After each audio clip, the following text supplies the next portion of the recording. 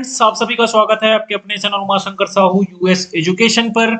आज हम बात करने वाले हैं बीएड प्रवेश के समय जब आपका अलॉटमेंट हो जाता है।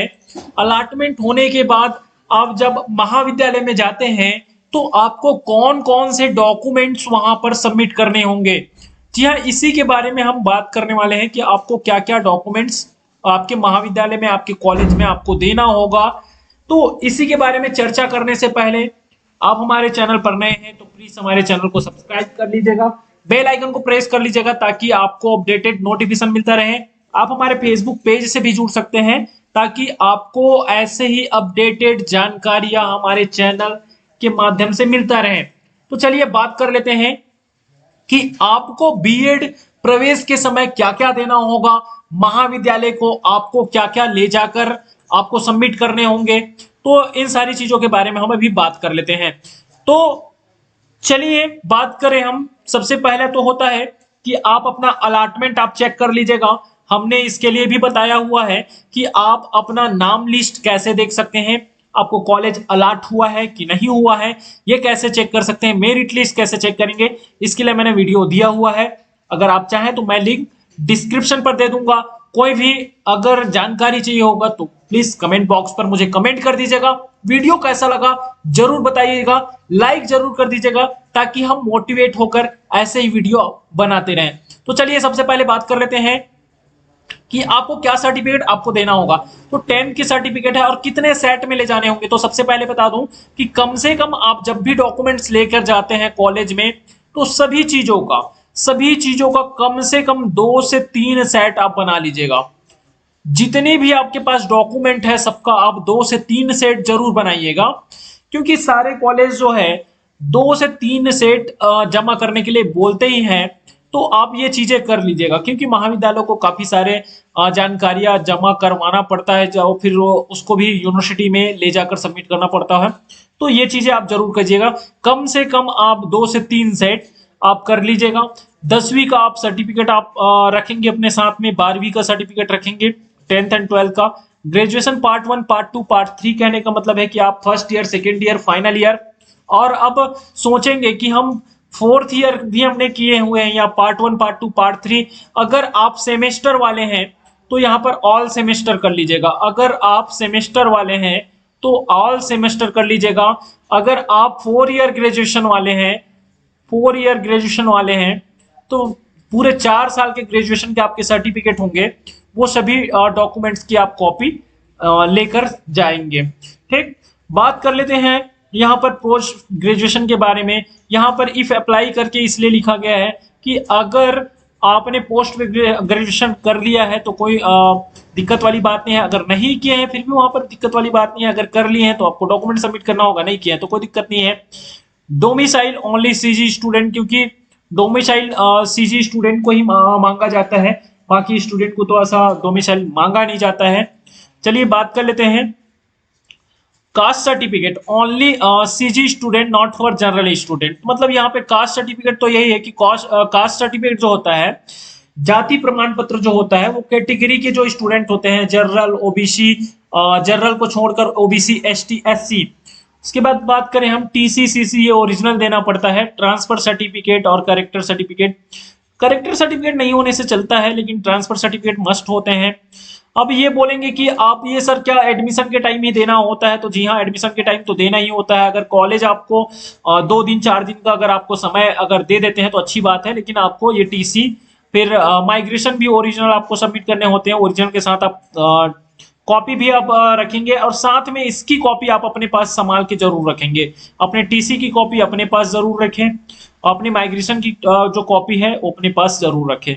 चलिए बात कर लेते हैं गैप सर्टिफिकेट। तो गैप सर्टिफिकेट आप जमा कर लेंगे ओरिजिनल को, और इसकी भी आप कॉपी क्या करेंगे, अपने पास जरूर रखेंगे। जितनी भी चीजें आप ओरिजिनल आप सबमिट करते हैं उसकी कॉपी आप साथ में जरूर रखें। अलॉटमेंट लेटर जो होता है, अलॉटमेंट लेटर आप खुद लेके आइए, ज्यादा बेटर है। नहीं लेके आते हैं तो महाविद्यालय में अगर निकाल देते हैं तो अच्छी बात है। सरनेम चेंज सर्टिफिकेट या एफिडेविट जिसको हम कहें, ये ओरिजिनल देना होता है। इसके लिए अगर आप जब बीएड में एडमिशन ले लेते हैं तो यूनिवर्सिटी के साइट में सरनेम चेंज सर्टिफिकेट का फॉर्म भी है, और नहीं तो आप ऑफलाइन भी इसको अप्लाई कर सकते हैं। इसके लिए आपको यूनिवर्सिटी में जाना होगा। एलिजिबिलिटी सर्टिफिकेट के बारे में बात करें, पात्रता प्रमाण जिसको कहा जाता है, ये भी हमको ओरिजिनल जमा करना होता है।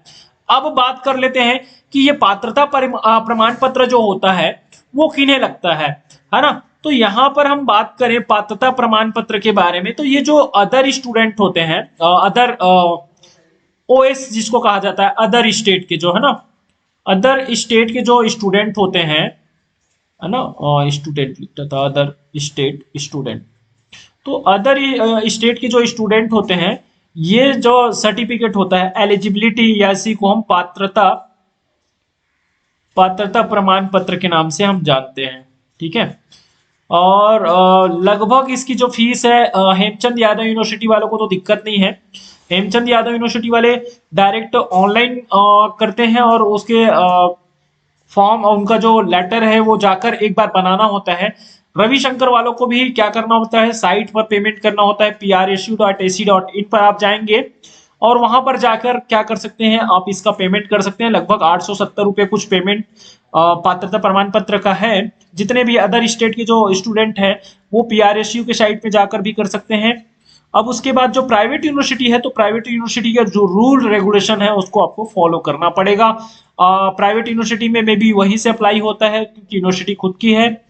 और जितने भी गवर्नमेंट यूनिवर्सिटी है, गवर्नमेंट यूनिवर्सिटी के क्या करना होता है हमको, जैसे कि हम हेमचंद यादव यूनिवर्सिटी से कर रहे हैं, या हमने सरगुजा यूनिवर्सिटी से कर रहे हैं, बिलासपुर सरगुजा में हाँ बिलासपुर यूनिवर्सिटी से कर रहे हैं, या फिर हम इधर बस्तर यूनिवर्सिटी से कर रहे हैं, तो सारी यूनिवर्सिटी में अप्लाई होते हैं।